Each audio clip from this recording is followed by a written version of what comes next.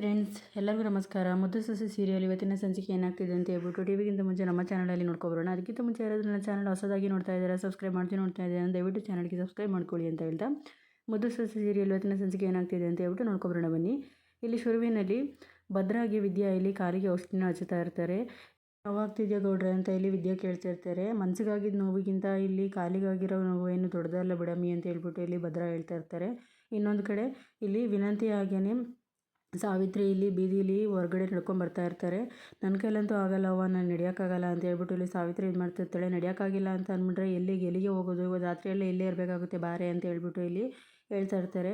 ಎಲ್ಲಿಗವ ಹೋಗೋದು ಅಂತ ಅಂದರೆ, ನಾವು ಹೇಳಿದ್ದು ಒಂದು ಸುಳ್ಳಿಂದ ಮನೆಯಿಂದನೂ ಆಚೆ ಹಾಕಿದ್ದಾರೆ. ಇಲ್ಲಿ ದೊಡ್ಡಪ್ಪನೂ ಕೂಡ ನನ್ನ ಮನೆಗೆ ಸೇರಿಸಲ್ಲ, ಗಂಡ ಬಿಟ್ಟಿರೋಳು ಅಂತ ಹೇಳ್ಬಿಟ್ಟು ಇಲ್ಲಿ ನಮ್ಮ ಅಣ್ಣ ಇಷ್ಟು ದಿವಸ ಆಶ್ರಯ ಕೊಟ್ಟಿದ್ದ, ಇಲ್ಲಿ ನಾವು ಸುಳ್ಳು ಹೇಳಿದ್ವಿ ಅಂತ ಹೇಳ್ಬಿಟ್ಟು ಮನೆಯಿಂದನೇ ಆಚೆ ಹೊರಗೆ ಹಾಕಿದ್ದೇನೆ. ನಾವೀಗ ಮತ್ತೆ ಎಲ್ಲಿ ಹೋಗೋಕ್ಕಾಗುತ್ತೆ ನಡಿ ಅಂತ ಹೇಳ್ಬಿಟ್ಟು ಇಲ್ಲಿ ಸಾವಿತ್ರಿ ಹೇಳ್ತಾ ಇರ್ತಾರೆ. ಎಲ್ಲಿಗೆ ಹೋಗೋಕ್ಕಾಗುತ್ತವ ಅಂತ ಇವತ್ತು ಒಂದಿನ ಎಲ್ಲಾದರೂ ಬಸ್ ಸ್ಟ್ಯಾಂಡ್ ಹತ್ರ ಇದ್ದು ಮಲಗಿದ್ದು ಬೆಳಗ್ಗೆ ಎಲ್ಲಾದರೂ ನೋಡ್ಕೊಳ್ಳೋಣ, ಹೆಂಗಿದ್ರು ನಮ್ಮ ಹತ್ರ ಈ ಒಡವೆಗಳಿದೆಯಲ್ಲ, ಇದರಿಂದನೇ ಏನಾದ್ರು ಒಂದು ಆಧಾರ ಮಾಡ್ಕೊಂಡ್ರೆ ಆಗ್ತೈತೆ, ನಡಿ ಫಸ್ಟು ಇಲ್ಲಿಂದ ಹೋಗೋಣ ಅಂತ ಹೇಳ್ಬಿಟ್ಟು ಇದು ಮಾಡ್ತಾರೆ. ಅಷ್ಟರಲ್ಲಿ 4 ಜನ ಹುಡುಗರು ಬೈಕಲ್ಲಿ ಬರ್ತಾರೆ. ಆಮೇಲೆ ಅದನ್ನು ನೋಡಿ ಸಾವಿತ್ರಿ ಮತ್ತು ಇಬ್ಬರು ಕೂಡ ವಿನಂತಿ ಕೂಡ ಇಬ್ಬರು ಗಾಬರಿ ಆಗ್ತಾರೆ.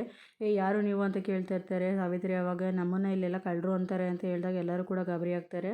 ಆವಾಗ ಇಬ್ಬರು ಕೂಡ ಗಾಬರಿಯಾಗಿ ನೋಡ್ತಾ ಇರುವಾಗ, ನೋಡು ನಾವೇನೇ ಆಯ್ಕೋ ತಿನ್ನೋ ಪರಿಸ್ಥಿತಿಲಿ ಇದ್ದೀವಿ, ನಮ್ಗೆ ಏನು ತೊಂದರೆ ಕೊಡಬೇಡ ನೀನು ಅಂದಾಗ, ನಿಮಗೇನು ನಾವು ತೊಂದರೆ ಕೊಡಲ್ಲ, ನಿಮ್ಮ ಮೈಮೇಲಿರೋ ಒಡವೆ ಎಲ್ಲ ಬಿಚ್ಕೊಟ್ರೆ ಸಾಕು ಅಂತ ಹೇಳ್ಬಿಟ್ಟು ಅವ್ರನ್ನ ಇದು ಮಾಡ್ತಾ ಇರ್ತಾರೆ. ನಮ್ಗೆ ಇರೋದೇ ಇದೊಂದು ಒಡವೆ, ಅದನ್ನು ಕೂಡ ನೀವು ಕಿತ್ಕೊಂಡು ಹೋಗ್ಬಿಟ್ರೆ ನಾವು ಎಲ್ಲಿಗೆ ಹೋಗಬೇಕು ಅಂತ ಹೇಳ್ಬಿಟ್ಟು ಇದು ಮಾಡ್ತಾ ಇರ್ತಾರೆ. ಕೊಡ್ತಿರೋ ಇಲ್ಲ ಅಂತಂದರೆ ನಿಮ್ಮನ್ನು ಸಾಯಿಸ್ತೀನಿ ಅಂತ ಹೇಳ್ಬಿಟ್ಟು ಎದುರಿಸ್ತಿರ್ತಾರೆ. ಆಮೇಲೆ ಇಲ್ಲಿ ಸಾವಿತ್ರಿಗೆ ವಿನಂತಿ ಬೈತಾ ಇರ್ತಾರೆ. ಫಸ್ಟು ನಮ್ಮ ಜೀವ ಉಳಿಸ್ಕೊಳ್ಳೋಣ, ಒಡವೆನ ಬೇಕಾ ನಾವು ಯಾವಾಗಲಾದ್ರು ತೊಗೋಬೋದು ಅಂತ ಹೇಳ್ಬಿಟ್ಟು ಇಲ್ಲಿ ಸಾವಿತ್ರಿ ವಿನಂತಿಗೆ ಇದು ಮಾಡ್ತಾ ಇರ್ತಾರೆ. ಆಮೇಲೆ ಇಲ್ಲಿ ವಿನಂತಿ ಒಡವೆನೆಲ್ಲರೂ ಬಿಚ್ಬಿಟ್ಟು ಕೊಡ್ತಾ ಇರ್ತಾರೆ. ಆಮೇಲೆ ನೀನು ಕೊಡು ಅಂತ ನಾನು ಕೊಡಲ್ಲ ಅಂದ, ಕೊಡ್ತೀಯೋ ಇಲ್ಲೋ ಚಾಕೆಂತ ಹೆಚ್ಚಬೇಕಾ ನಿನಗೆ ಅಂತ ಹೇಳ್ಬಿಟ್ಟು ಕಳ್ಳರು ಕೂಡ ಎದುರಿಸ್ತಾ ಇರ್ತಾರೆ. ಆವಾಗ ಸರಿ ಆಯಿತು ಕೊಡ್ತೀನಿ ಅಂತ ಹೇಳ್ಬಿಟ್ಟು ಇಲ್ಲಿ ಒಡವೆನೂ ಕೂಡ ಎಲ್ಲ ಬಿಚ್ಚಿಕೊಡ್ತಾರೆ. ಸರಿ ಆಯಿತು, ಈಗ ಇದ್ದಿತ್ತು ಒಂದು ಒಡವೆ ನಮಗೆ, ಅದನ್ನು ಕೂಡ ನೀವು ಬಿಚ್ಚಿಸ್ಕೊಂಡ್ರೆ ಈಗ ನಾವು ಎಲ್ಲಿಗೆ ಹೋಗಬೇಕು, ಎಲ್ಲಾದರೂ ಒಂದು ಉಳ್ಕೊಳ್ಳೋಕೆ ವ್ಯವಸ್ಥೆನಾರ ಮಾಡಿಕೊಡಿ ಅಣ್ಣ, ನಿಮ್ಮ ಕೈ ಮುಗಿತೀನಿ ಅಂತ ಹೇಳಿದಾಗ, ಹೌದಾ ಅಷ್ಟೇ ತಾನೇ, ಇದರಿಂದ ಮುಂದೆ ಹೋದರೆ ಇಲ್ಲೊಂದು ಹಾಸ್ಟೆಲ್ ಐತೆ, ಅಲ್ಲಿಗೆ ಹೋಗಿ ನೀವು ಇದೇ ದಾರಿಲಿ ಅಂತ ಹೇಳ್ಬಿಟ್ಟು ಅಲ್ಲಿಂದ ಓಡ್ತಾರೆ. ಆಮೇಲೆ ಏನೇ ಮಾಡೋದು ವಿನಂತಿ, ಇದೊಂದು ಅದನ್ನು ಕೂಡ ನಮ್ಮಿಂದ ಕಿತ್ಕೊಂಡ್ರಲ್ಲ ಅಂತ ಹೇಳ್ಬಿಟ್ಟು ಅವರಿಬ್ಬರು ಮಾತಾಡ್ತಾ ನಿಂತಿರ್ತಾರೆ.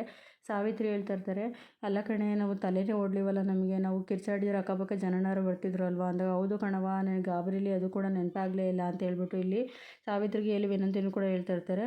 ಆಮೇಲೆ ಇನ್ನೊಂದು ಕಡೆ ಇಲ್ಲಿ ಭದ್ರಾ ವಿದ್ಯಾಗೆ, ನನಗೆ ಆ ಗಾಯಕ್ಕೆ ನೀನು ಔಷಧಿ ಹಚ್ಚಿದ್ದು ಸಾಕು, ನಿನ್ನ ಗಾಯಕ್ಕೆ ನಾನು ಹಚ್ಚುತ್ತೀನಿ ಅಂತ ಹೇಳ್ಬಿಟ್ಟು ಕಾಲು ಕೊಡು ಅಂತ ಹೇಳ್ತಾ ಇರ್ತಾರೆ. ಏನು ಮಾತಾಡ್ತಿದ್ದೀರ ಗೌಡ್ರೆ ನೀವು, ನನ್ನ ಕಾಲು ಮುಟ್ಟೋದ ಅಂದಾಗ, ಗಂಡ ಹೆಂಡತಿ ಆದಮೇಲೆ ಸಮವಾಗಿರಬೇಕು ಅಂತ ಹೇಳ್ಬಿಟ್ಟು ನೀನು ಏನು ಬೇರೆ ಏನಾರು ಜಾಗದಲ್ಲಿ ಓಡಾಡಿದ್ಯಾ, ನೀನು ಕೂಡ ಕೆಂಡದ ಮೇಲೆ ತಾನೇ ಬಂದಿತ್ತು, ಅದರಿಂದ ನಿನಗೂ ಕೂಡ ಕಾಲಿನ ನೋವಾಗಿರ್ತೈತೆ ಕೊಡು ಅಂತ ಹೇಳ್ಬಿಟ್ಟು ಇಲ್ಲಿ ಕಾಲಿಗೆ ಔಷಧಿನ ಹಚ್ತಾ ಇರ್ತಾರೆ. ಆಮೇಲೆ ಇಲ್ಲಿ ವಿದ್ಯಾ ಗೌಡ್ರನ್ನೇ ನೋಡ್ತಾ ಇರ್ತಾಳೆ. ಇಷ್ಟು ಜನ್ಮದಲ್ಲಲ್ಲ ಯಾವ ಜನ್ಮದಲ್ಲೂ ಅಷ್ಟೇ, ನೀವೇ ನನಗೆ ಗಂಡ ಆಗಿ ಸಿಗಬೇಕು ಗೌಡ್ರೆ ಅಂತ ಹೇಳ್ಬಿಟ್ಟು ಇಲ್ಲಿ ಅದೇ ನನ್ನ ಆಸೆ ಅಂತ ಹೇಳ್ಬಿಟ್ಟು ಇಲ್ಲಿ ವಿದ್ಯಾ ಹೇಳ್ತಾ ಇರ್ತಾಳೆ. ಆಗ ಇಲ್ಲಿ ಗೌಡ್ರು ಕೂಡ, ಅದು ನೀನು ಆಸೆ ಆದರೆ ಅದು ನನ್ನ ಕನಸು ಕಣಮ್ಮಿ, ಯಾವಾಗಲೂ ಕೂಡ ನೀನೇ ನನ್ನ ಹೆಂಡತಿಯಾಗಿ ಸಿಗಬೇಕು ಅನ್ನೋದು ಅಂತ ಹೇಳ್ಬಿಟ್ಟು ಇಲ್ಲಿ ವಿದ್ಯಾಗೆ ಇಲ್ಲಿ ಗೌಡ್ರು ಕೂಡ ಹೇಳ್ತಾ ಇರ್ತಾರೆ.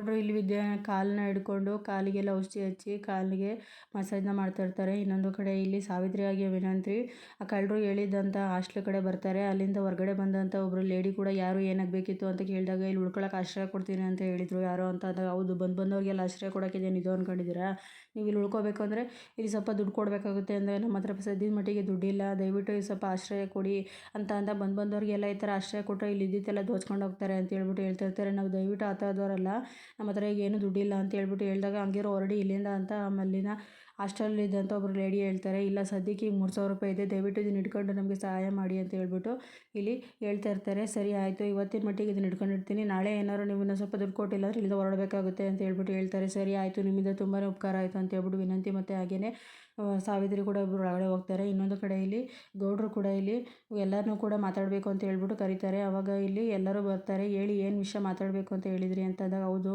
ತುಂಬ ಒಂದು ಸಂತೋಷ ವಿಷಯ ಹೇಳಬೇಕು, ಇಷ್ಟು ದಿನದಿಂದ ಮೋಹನ ಇಲ್ಲಿ ಮನೆ ಜವಾಬ್ದಾರಿನೆಲ್ಲ ನಿಭಾಯಿಸ್ಕೊಂಡು ತುಂಬ ಅಚ್ಚುಕಟ್ಟಾಗಿ ನಡ್ಕೊಂಡು ಬಂದಿದ್ದಾಳೆ. ಅದೇ ರೀತಿ ಇಲ್ಲಿ ವಿದ್ಯಾನೂ ಕೂಡ ನಮಗೆ ಮುದ್ದು ಸೊಸೆಯಾಗಿ ಒಳ್ಳೆಯ ಜವಾಬ್ದಾರಿಯಿಂದ ಸೊಸೆತನನ ನಿಭಾಯಿಸ್ಕೊಂಡು ಬಂದಿದ್ದಾಳೆ.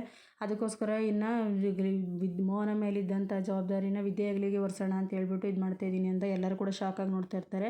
ಈಶ್ವರಿ ಹಾಗೇನೆ ಎಲ್ಲರೂ ಕೂಡ ಮಾಡಿಕೊಂಡು ಎಲ್ಲ ಕೂಡ ವಿದ್ಯೆನೇ ನೋಡ್ತಾ ಇರ್ತಾರೆ.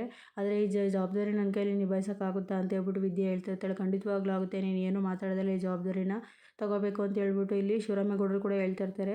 ಎಲ್ಲರೂ ಕೂಡ ತುಂಬಾ ಅಜ್ಜಿ ಹಾಗೇನೆ ಮೋಹನ ಹಾಗೇನೆ ಭದ್ರ ಎಲ್ಲ ಕೂಡ ತುಂಬ ಖುಷಿಯಾಗಿ ನೋಡ್ತಾ ಇರ್ತಾರೆ. ಇನ್ನೊಂದು ಕಡೆ ಈ ಜವಾಬ್ದಾರಿ ಇನ್ಮೇಲಿಂದ ನೀನೇ ತಗೋಬೇಕು. ಇದು ಏನೇ ಆಗು ಹೋಗುಗಳು ಕೆಟ್ಟದ್ದು ಒಳ್ಳೇದು ಎಲ್ಲದೂ ಕೂಡ ಇನ್ಮೇಲಿಂದ ನೀನೇ ನಡ್ಸ್ಕೊಂಡು ಹೋಗಬೇಕು. ಅದು ನಡ್ಸ್ಕೊ ಅನ್ನೋ ನಂಬಿಕೆ ಇರೋದ್ರಿಂದನೇ ನಾನು ಮೋಹನ ಇಬ್ಬರು ಕೂಡ ಈ ನಿರ್ಧಾರನ ಮಾಡಿ ಈ ಜವಾಬ್ದಾರಿನ ನಿನಗೆ ವಹಿಸ್ತಾ ಇದ್ದೀವಿ ಅಂತ ಹೇಳ್ಬಿಟ್ಟು ಹೇಳಿದಾಗ, ನನ್ನ ಮಗ ತೀರ್ಮಾನ ತಗೊಂಡಿದ್ದಾನೆ ಅಂದರೆ ಅದರಿಂದ ಸಾವಿರ ಅರ್ಥಗಳಿರುತ್ತೆ ಅಂತ ಹೇಳ್ಬಿಟ್ಟು ನನಗೆ ಗೊತ್ತೈತೆ. ಅದರಿಂದ ನಾನು ಏನು ತಲೆಗೆಡಿಸ್ಕೊಳ್ಳೋದಿಲ್ಲ. ನೀನು ಮಾಡಿದ್ಯಾ ಅಂದರೆ ಸರಿ ಇರ್ತೈತೆ ಅಂತ ಹೇಳ್ಬಿಟ್ಟು ಇಲ್ಲಿ ಅಮ್ಮಮ್ಮನೂ ಕೂಡ ಹೇಳ್ತಾ ಇರ್ತಾರೆ.